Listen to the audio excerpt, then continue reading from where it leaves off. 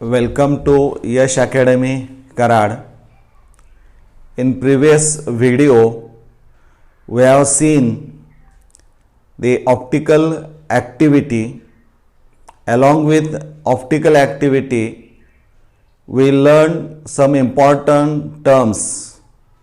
For example, ordinary light, plane polarized light, definition of optical activity and types of optical active substances, one dextrorotatory and second levorotatory. Today we will study the superimposable and non-superimposable mirror image structures of 2-chlorobutane. म्हणजे नेमका सुपरइम्पोजेबलचा अर्थ काय, non सुपरइम्पोजेबलचा अर्थ काय, हे स्ट्रक्चरच्या माध्यमातून आज आपण इथं पाहणार आहोत. इथे स्ट्रक्चर पहा. या स्ट्रक्चरमध्ये central atom is a chiral carbon atom because it is bonded to 4 different atoms or groups. One is hydrogen, second ethyl, that is C2H5, then Cl, and last one is a methyl group. So this molecule is called a chiral molecule because it contains one asymmetric carbon atom. आता इथं खाली structure जे आपण घेतलेलं आहे तेच वरचं structure खाली घेतलेलं आहे. काही गोष्टी एक्सप्लेन करताना ती आवश्यकता आहे. इथं पुन्हा the same structure is repeated similar to previous two structures. इथं आपल्याला अभ्यासायचं आहे की सुपर इम्पोजेबल म्हणजे काय. म्हणजे मित्रांनो, यावर तुम्ही काही गोष्टी तुम्हाला ज्या सांगणार आहे त्या आज तुम्ही घरी हा व्हिडिओ पाहिल्यानंतर आज ते घरी करून बघायचं आहे. यामध्ये आपल्याला सुपरइम्पोजेबल या शब्दाचा नेमका अर्थ या स्ट्रक्चरच्या माध्यमातून आपल्याला कसा तो आपल्याला अभ्यासायचा आहे. ही दोन्ही वरची दोन स्ट्रक्चर्स पहा. आता मी काय करतोय बघा, नीट स्लाइडकडे बघा म्हणजे पटकन लक्षामध्ये येईल. आता तुमच्या लक्षामध्ये येईल की उजवीकडे असणारं स्ट्रक्चर मी डावीकडे असणाऱ्या स्ट्रक्चरवर बरोबर ठेवलं अशा पद्धतीनं की पहिल्या स्ट्रक्चरचा जो कायरल कार्बन ॲटम असणार आहे त्याच कार्बन ॲटमवर आपण दुसरं स्ट्रक्चर तसंच ठेवलंय. त्यामुळे झालं काय, all the atoms and groups are overlapped. म्हणजे आपल्याला आता दोन वेगळी स्ट्रक्चर्स आहेत असं आपण म्हणू शकत नाही. दोन स्ट्रक्चर्स होती ती एकसारखीच दिसत आहेत. म्हणजे सुपर इम्पोजचा अर्थ होतोय आयडेंटिकल. म्हणजे तुम्ही घरामध्ये असणारी वस्तू आजूबाजूला बघायची आणि आरशामध्ये धरायची. आरशामध्ये धरल्यानंतर अशी कल्पना करायची की जे ऑब्जेक्ट तुम्ही आरशासमोर धरलेला आहे त्याची मिरर इमेज आरशात दिसणार आहे. ती मिरर इमेज हातामध्ये धरली असं गृहीत धरून ऑब्जेक्टवर जर ठेवली असं गृहीत धरलं आपण आणि दिसायला जर एकसारखं असेल तर सुपर इम्पोजेबल असणार आहे. मग अशा कोणकोणत्या वस्तू आपल्या घरामध्ये आहेत त्याची यादी तुम्ही तयार करू शकता आणि तशा पद्धतीने केमिस्ट्री घरातही शिकवू शकता की सुपर इम्पोजेबलचा अर्थ हा. Now will explain the non super imposable mirror image structure. खाली स्ट्रक्चर जे दिसतंय ते 2-chlorobutaneच आहे. Contain one asymmetric carbon atom, that is chiral carbon atom, आणि this is the mirror image of 2-chlorobutane. ही 2-chlorobutaneची मिरर इमेज असणारी आहे. म्हणजे Cl ॲटम जवळ आलेला तुम्हाला पाहायला मिळतो. आता आपण बघूया काय होतंय ते.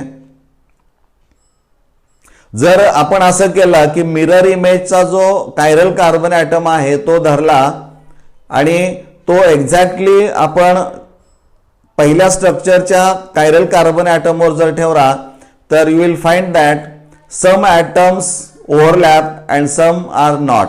म्हणजे काही असे तुम्हाला ग्रुप्स किंवा ॲटम दिसतील की एक्झॅक्ट ओव्हरलॅपिंग झालेलं आहे. मिथाइल ग्रुपचं ओव्हरलॅपिंग झालेलं दिसतंय, इथाइल ग्रुपचं पण झालेलं इथं दिसणार पण ते होतं. आणि बदल कुठं दिसतोय तर हायड्रोजनच्या वर Cl आलेला दिसतोय. म्हणजे इथं काही ग्रुप्स एक्झॅक्ट ओव्हरलॅप होतात तर काही होत नाहीत. म्हणजे two structures are mirror images of each other but they are non identical. Exact overlap होत नाहीत, नॉन सुपर इम्पोजेबल, याचा अर्थ non identical mirror image structures असणारी आहेत. म्हणजे पहिली स्ट्रक्चर जे आपण पाहिले ते एक्झॅक्ट ओव्हरलॅपिंग होतं, त्यामुळे सुपर इम्पोजेबल मिरर इमेजेस. आणि दुसरं जे असणार आहे ते non super imposable mirror image structures. आता मित्रांनो, तुम्हाला जर असे काही मॉलिक्युल्स तुमच्या समोर दिली की ज्यामध्ये असं असिमेट्रिक कार्बन ॲटम किंवा chiral carbon atom find out करायला सांगितला आणि त्यावरनं विचारलं की आपण त्याची किती ऑप्टिकल आयसोमर्स कॅल्क्युलेट करू शकतो किंवा ड्रॉ करू शकतो, तर त्यासाठी you have to remember this formula. Number of optical isomers equal to 2 raised to n, where n is the number of asymmetric carbon atoms or chiral carbon atoms. म्हणजे एवढा एकच फॉर्म्युला लक्षात ठेवा, 2 raised to n. Small n जो असणार आहे तो काय सांगतो तर त्या मॉलिक्युलमध्ये असणाऱ्या कायरल कार्बन ॲटमची संख्या. Now consider 2-chlorobutane as it contains one asymmetric carbon atom, so it can exist in 2 isomeric forms. So we can draw 2 optical isomers of 2-chlorobutane. म्हणजे या पद्धतीनं तुम्हाला ग्लुकोजमध्ये असणाऱ्या असिमेट्रिक कार्बन ॲटमची संख्या मोजायला लावतील आणि त्यावरनं त्याचे किती ऑप्टिकल आयसोमर्स काढता येतात किंवा लॅक्टिक ॲसिड असेल किंवा कोणतंही ऑप्टिकल ॲक्टिव्ह कंपाऊंड देतील. त्यासाठी हे साधं सूत्र आपण लक्षामध्ये ठेवणं गरजेचं आहे. Now will discuss the meaning of enantiomers. Enantiomers 2-chlorobutaneच आपण अभ्यासतोय. इथं स्ट्रक्चर्स तुमच्या समोर दिसत आहेत पहा. लेफ्ट साईडला जे असणार आहे ते पण 2-chlorobutane आहे, राईट साईडला आहे ते पण 2-chlorobutaneच असणार आहे. एक ऑब्जेक्ट आहे आणि दुसरं मिरर इमेज असणारी आहे. परंतु हे दोन्ही एकमेकाच्या मिरर इमेजेस आहेत. No doubt both are mirror images of each other but they are non super imposable or non identical. आणि त्यामुळं ही दोन स्ट्रक्चर जर आपण नीट पाहिली तर यांच्यामध्ये सेम कनेक्टिव्हिटी आहे, सेम मॉलिक्युलर फॉर्म्युला आहे, but they differ in the spatial arrangement of atoms or groups around carbon atom. म्हणजे स्पेसमध्ये 3 डायमेन्शनमध्ये जे 4 ॲटम्स किंवा ग्रुप्स असिमेट्रिक कार्बन ॲटमला जोडलेले आहेत त्यांची 2 वेगळ्या पद्धतीनं झालेली मांडणी ही आपल्याला या स्ट्रक्चरमध्ये पाहायला मिळते. आणि त्यामुळं या स्ट्रक्चरच्या फिजिकल आणि केमिकल प्रॉपर्टीज नेमक्या कशा असणाऱ्या आहेत तर त्याचा आपण इथं विचार करणार आहोत. एक, they have identical physical properties, they have identical chemical properties. बघा म्हणजे दोन्ही स्ट्रक्चर्स एकसारखीच आहेत कारण कनेक्टिव्हिटी सेम आहे. त्यामुळं बोथ म्हणण्यापेक्षा एकच आहे ते have identical physical properties like melting point, boiling point. Chemical properties पण त्यांच्या सारख्या आहेत. But one is called DR plus 2-chlorobutane and second one is called LR minus 2-chlorobutane. Means one form is a dextrorotatory while second is a levorotatory.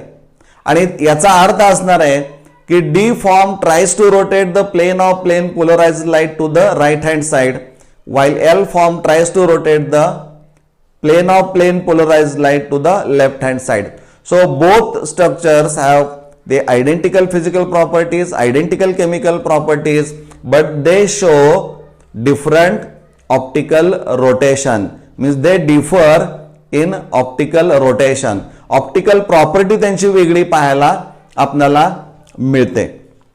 आणि मग ज्या isomerism मध्ये आपल्याला असे वेगळ्या ऑप्टिकल ऍक्टिव्हिटी पाहायला मिळत असेल, such isomerism is known as a optical isomerism.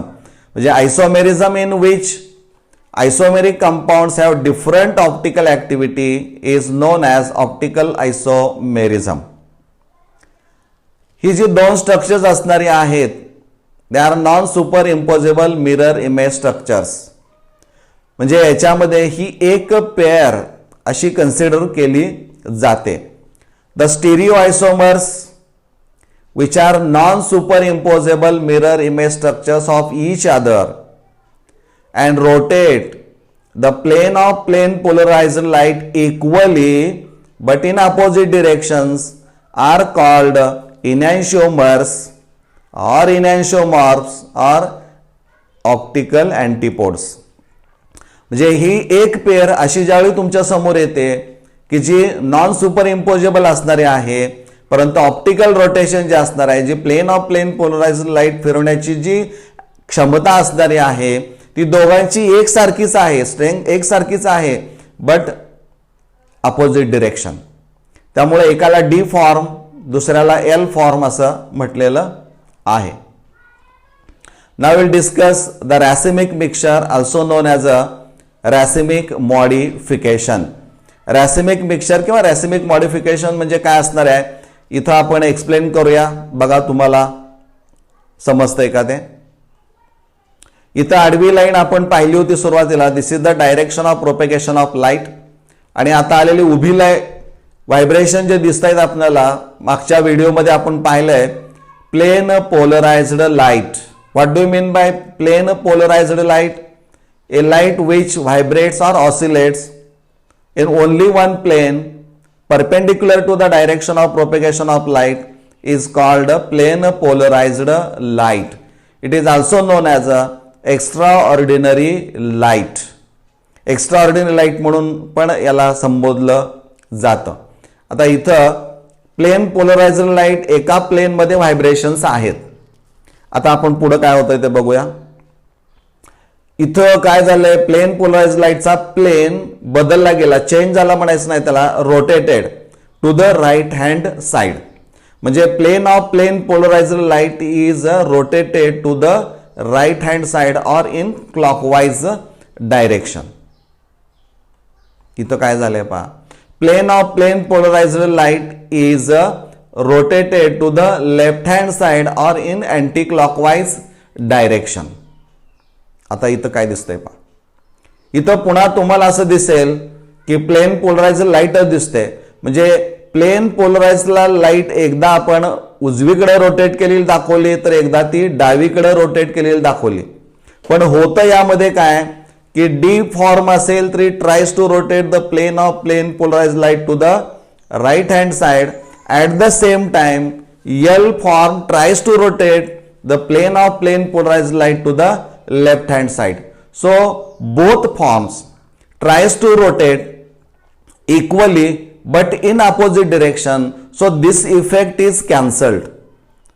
म्हणजे एक फॉर्म काय करतो तेवढ्याच ताकदीनं उजवीकडं तर त्याच वेळी दुसरा फॉर्म तेवढ्याच ताकदीनं डावीकडं ते प्लेन पोलराइज्ड लाईट रोटेट करण्याचा ज्यावेळी प्रयत्न करतो त्यावेळेस एकाचा इफेक्ट हा दुसरा काय करतो कॅन्सल करतो. त्यावेळेस ते जे तयार होतं त्याला रॅसिमिक मिक्सचर असं म्हटलं जातं. मग आता हे रॅसिमिक मिक्सचर म्हणजे काय? A mixture which contains equimolar quantities of dextrorotatory and levorotatory form is called racemic mixture. म्हणजे ते मिक्सचर आहे हे तर तुम्हाला माहित आहे. And it is nothing but a combination of equal quantities और amounts of dextro form that is D form और प्लस साइन किंवा दुसरं त्यामध्ये असणार आहे लिव्होरोटेटरी निगेटिव्ह साइन. म्हणजे दोन्ही फॉर्म जर इक्वल अमाउंट्स मध्ये असतील तर तो इफेक्ट कॅन्सल होतो आणि त्यामुळं तिथं त्याला आपण असं म्हणतो ऑप्टिकली इनऍक्टिव्ह कंपाऊंड तयार होतं ड्यू टू एक्सटर्नल कॉम्पेन्सेशन. म्हणजे racemic mixture is a optically inactive कारण तो इफेक्टच कॅन्सल झाला आपल्याला पाहायला मिळतो. त्याचं कारण काय असणार आहे, प्रत्येक फॉर्म तेवढ्याच ताकदीनं परंतु विरुद्ध दिशेनं रोटेट करण्याचा प्रयत्न करतो, परंतु ते कॅन्सल झाल्यामुळं तो इफेक्ट कॅन्सल झाल्यामुळं इथं आपल्याला no rotation of plane polarised light पाहायला मिळतं आहे. तशीच व्हायब्रेशन्स किंवा ऑसिलेशन्स दिसतात.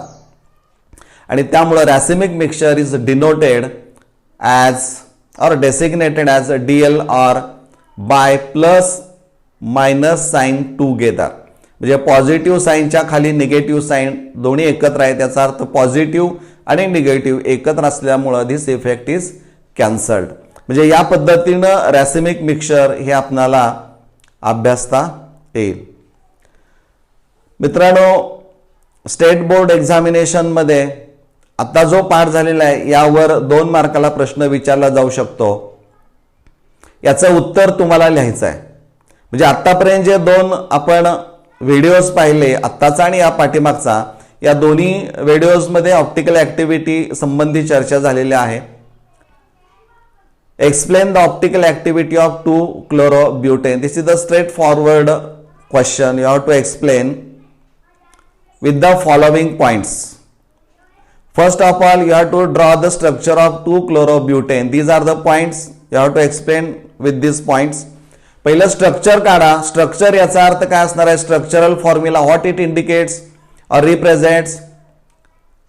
तर it represents the exact arrangement of atoms of elements present in a molecule. म्हणजे 2-chlorobutane चा तुम्ही मॉलिक्युलर फॉर्म्युला लिहाल. त्यानंतर प्रत्येक कार्बन ॲटमच्या 4 संयोज्या आणि मग त्याला 2 पोझिशनला कार्बनच्या तुम्ही Cl जोडणार आणि all remaining valency are satisfied by hydrogen.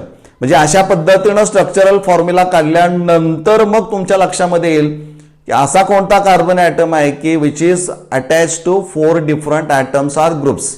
Groups आपण ज्यावेळी म्हणतो त्यावेळेस यामध्ये तुमच्या लक्षामध्ये येईल की CH2 CH3 that is C2H5 is considered as a one group. कारण थेट कॉन्टॅक्टमध्ये असणारा डायरेक्ट जोडणारा ॲटम आणि त्याच्या सभोवतालचे ॲटम्सच आपण विचारामध्ये घेतो. That is considered as a single group. इथं त्यानंतर तुम्हाला काय करावं लागेल? Find out the chiral carbon atoms. म्हणजे एक कार्बन ॲटम का 2 आहेत का किती कायरल कार्बन ॲटम्स आहेत ती संख्या मोजावी लागेल. त्यानंतर you have to calculate the number of optical isomers by using formula 2:n. तो फॉर्म्युला वापरून यांची संख्या 2 असेल तर 2:2 केला तर तेवढे ऑप्टिकल आयसोमर्स तुम्हाला काढता यायला पाहिजेत. त्यानंतर then you have to draw 2 non super imposable mirror image structures. म्हणजे सुदैवानं तुम्हाला ऑप्टिकल ॲक्टिव्ह कंपाऊंड असा आहे की which contain only 1 asymmetric carbon atom. So you can draw 2 non super imposable mirror image structures. त्यापेक्षा जास्त तुम्हाला अभ्यासक्रमामध्ये नाहीत. Then you have to explain the D form and L form. म्हणजे D फॉर्म काय रोटेट करतं कुठं आणि L फॉर्म कुणीकडं प्लेन पोलरायझरला रोटेट करतं त्याचा उल्लेख इथं करावा लागेल. And finally you have to explain the racemic mixture of 2-chlorobutane which is optically inactive. So with the help of these points you have to answer the question, explain the optical activity of 2-chlorobutane. ही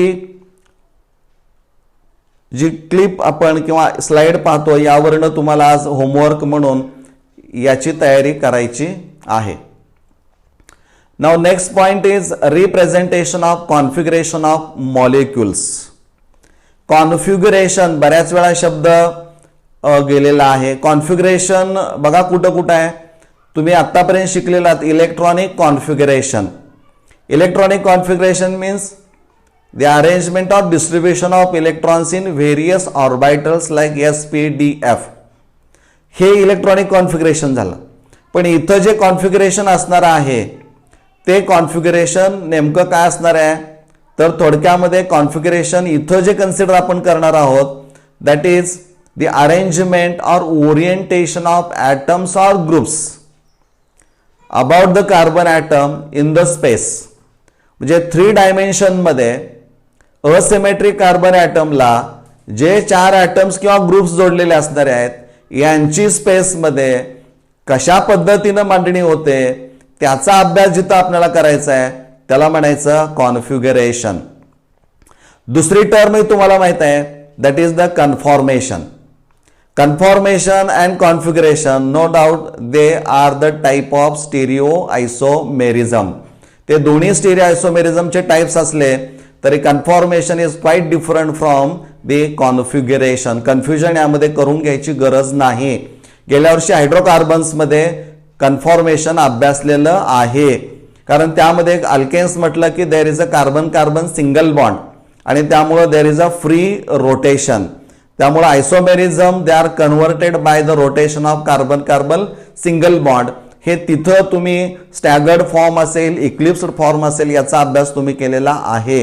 इथं आपल्याला configuration हे 3 डायमेन्शनमध्ये या पद्धतीनं बघायचं आहे, आता जे आपण सांगितलं त्या पद्धतीनं.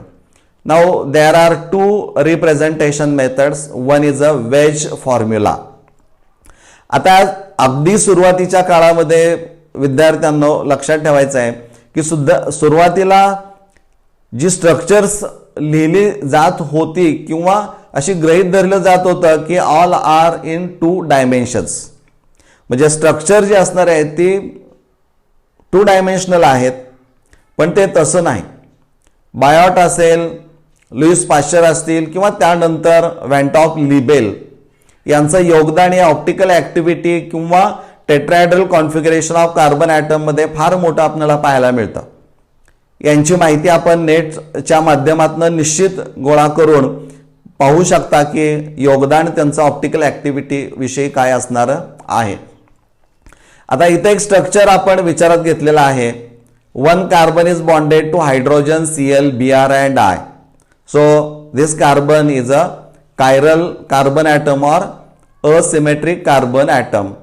This arrangement is called tetrahedral arrangement.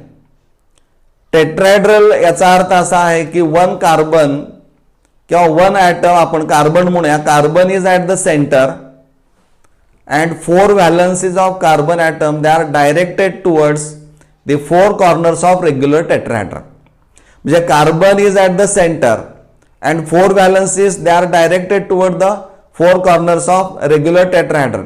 म्हणजे इथं तुम्ही BrI, IH, HCl, ClBr, HCl जोडला, ICl हे जर आपण असे डॉटेडनं जर जोडलेले दाखवले जेवढे शक्य आहे तेवढे, तुमच्या लक्षामध्ये येईल की त्याच्या टेट्राहेड्रलच्या स्ट्रक्चरच्या आत कार्बन दिसेल आणि प्रत्येक कोपऱ्याला अपेक्स ज्याला आपण म्हणतो तिथं एक हा H असेल, Cl असेल, Br असेल किंवा I असेल. This is the tetrahedral chiral carbon atom. म्हणजे टेट्राहेड्रल स्ट्रक्चर हे असणार आहे. तेच आपण थोडंसं आता एक्सपांड केलंय असं पण म्हणूया, कारण आपल्याला कॉन्फिगरेशन आणि त्यामध्ये representation of molecules with the help of ways formula हे अभ्यासायचं आहे. हे स्ट्रक्चर थोडंसं आपण मोठं केलेलं आहे. इथं बघा, आता हा प्लेन आपण घेतलाय. म्हणजे 3 डायमेन्शनल स्ट्रक्चर कसं आहे ते तुमच्या लक्षामध्ये येईल. Carbon is at the centre, एक Br टोकाला वर आहे आणि ट्रायफॉड स्टँड सारखे 3 HClI हे तुम्हाला पाहायला मिळतात. म्हणजे या पद्धतीनं ते टेट्राहेड्रल स्ट्रक्चर जे असणार आहे, कुठलंही 3 dimensional structure cannot be drawn on plane paper. म्हणजे प्लेन पेपरवर 3 डायमेन्शनल मधलं स्ट्रक्चर आपल्याला it is very difficult to draw a 3 dimensional structure of any molecule on 2 dimension plane paper. म्हणजे हा निळ्या रंगामध्ये दिसतोय तो आपला प्लेन पेपर आहे असं आपण कन्सिडर करूया. आणि मग त्या प्लेन पेपरचा विचार जर केला तर आपल्याला सगळे ॲटम्स त्याला जोडलेले जे काही कार्बनला जोडलेले असणारे आहेत ते सगळे आपण 2 डायमेन्शनमध्ये काढू शकत नाही. म्हणजे इथं तुमच्या लक्षामध्ये येईल की इथं तुम्ही आहात आणि जो आपल्याला समोर आता दिसतोय तो पाहणारा विद्यार्थी तो विचार करतोय की नेमकं आता या स्ट्रक्चरकडं मी कोणत्या दृष्टीनं बघायला पाहिजे की ते टेट्राहेड्रल स्ट्रक्चर हे प्लेनवर काढायचं नाही, मग कन्सिडर कसं करायचं. आणि मग तो लगेच असा टर्न घेतो आणि तो विचार करतो. त्यावेळेस त्याच्या जवळ जो एकदम जवळ दिसतो, very close to the observer, that is the hydrogen. आणि तो हायड्रोजन याचा अर्थ तो जिथं आहे तो कदाचित दुसरा ॲटम तिथं असू शकेल, पण या स्ट्रक्चरमध्ये हायड्रोजन आहे. आणि तो जो कार्बनला जोडलेला दोघांच्या मध्ये जो बॉन्ड आहे तो बोल्ड लाईननं रिप्रेझेंट केलाय, त्याला वेज असं म्हटलं जातं. त्याचा अर्थ असा आहे की तो atom it is very close to the observer, किंवा फ्रंट असेल किंवा above the plane of the paper. म्हणजे जो 2 डायमेन्शनमध्ये प्लेन असणार आहे पेपर, त्याच्या वरच्या बाजूला त्याची पोझिशन असणार आहे, किंवा very close to the observer.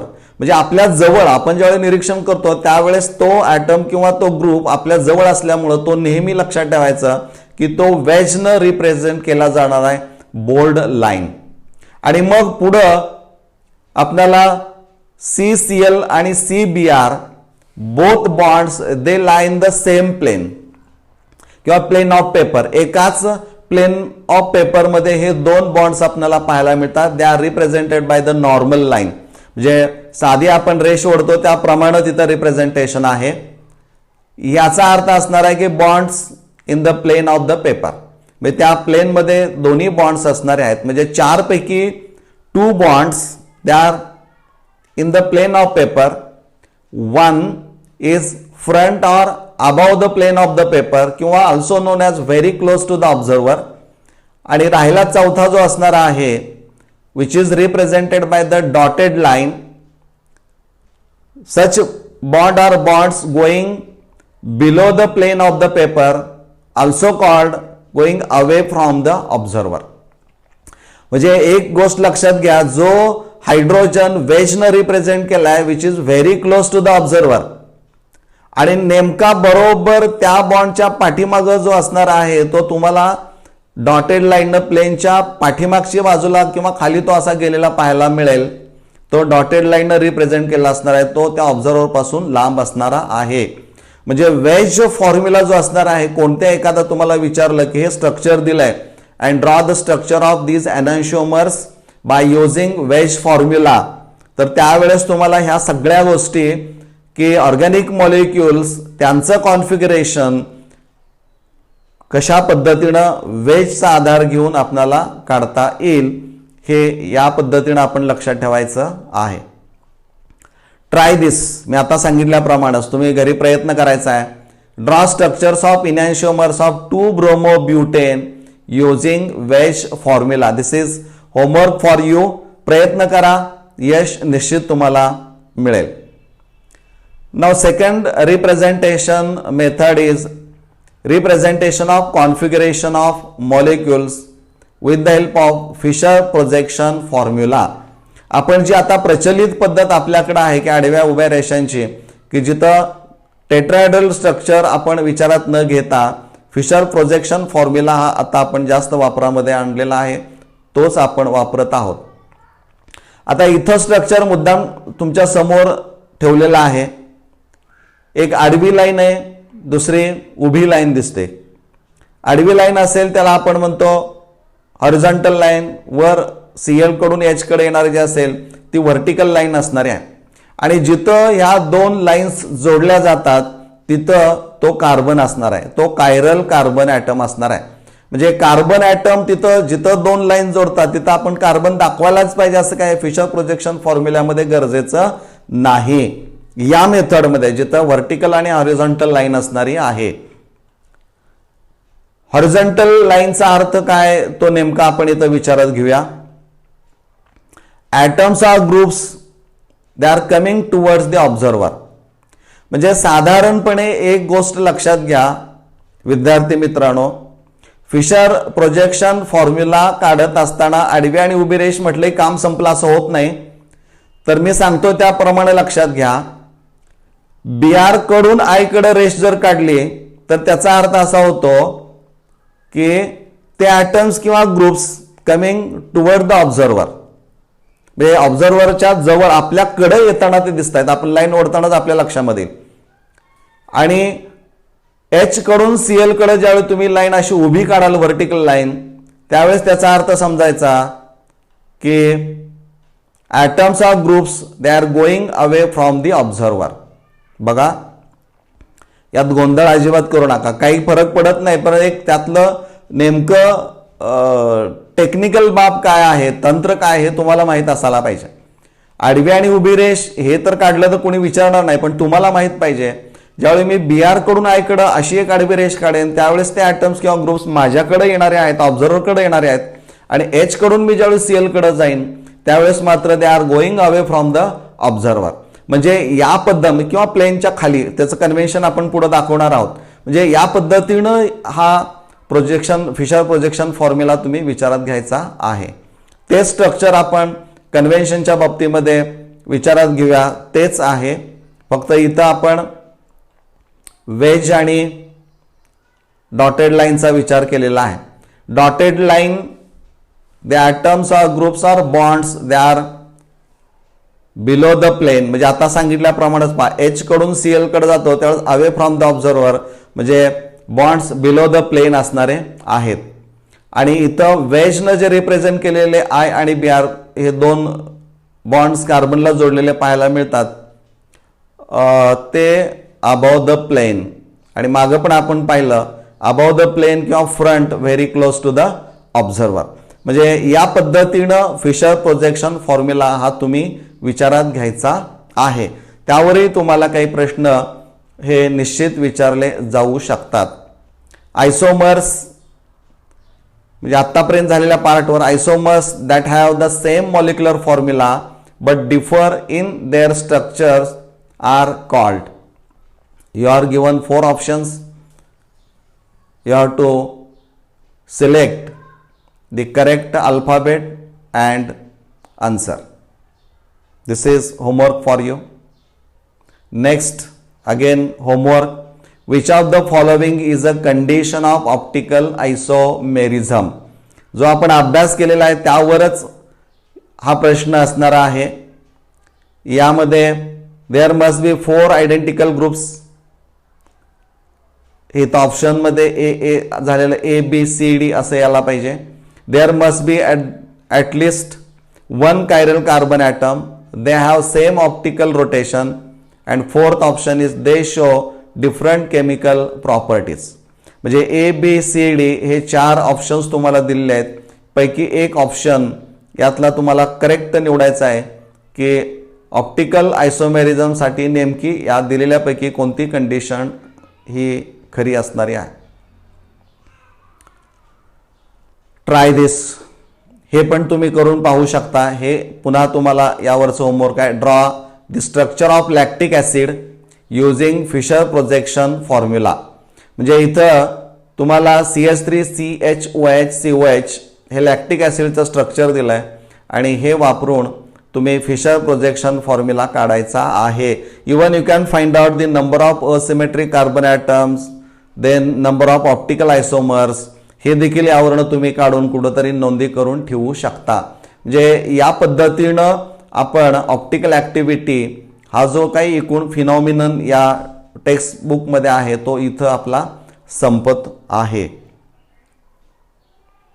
धन्यवाद.